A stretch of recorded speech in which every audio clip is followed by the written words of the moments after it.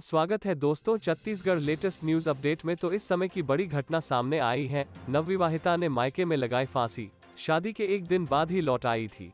वापस आने पर प्रेमी भी नहीं कर रहा था शादी। छत्तीसगढ़ के जांजगीर चांपा जिले में एक नवविवाहिता ने मायके में फांसी लगाकर खुदकुशी कर ली।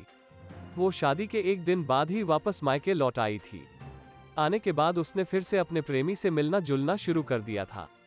बताया गया कि लड़की वापस आकर अपने प्रेमी से ही शादी करना चाह रही थी, मगर युवक ने शादी नहीं की, जिसके बाद युवती ने यह कदम उठा लिया है। इस मामले में पुलिस ने नवविवाहिता के प्रेमी को हिरासत में लिया है। उस पर आरोप है कि उसने युवती को आत्महत्या करने के लिए उकसाया था। मामला हसौद थाना क्षेत्र का है।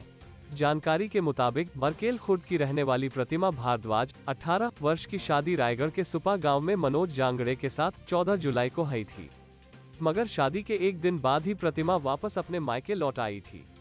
बताया गया है कि प्रतिमा का उसके ही गांव के ही पसंद भार्गव 20 वर्ष से प्रेम संबंध था। दोनों एक दूसरे से पहले ही शादी करना चाहते थे, लेकिन शादी नहीं हो सकी थी।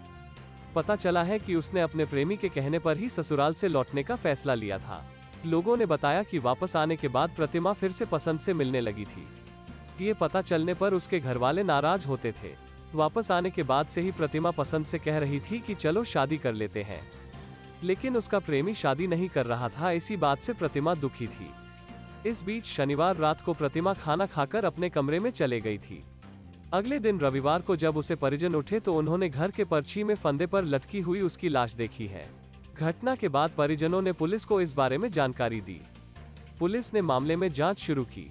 मोबाइल डिटेल्स निकाले गए, जिसमें पुलिस को पता चला है कि उसके प्रेमी ने उसे आत्महत्या के लिए उकसाया था। इसके बाद पुलिस ने आरोपी पसंद भार्गव को हिरासत में लिया है और उससे पूछताछ की जा रही है।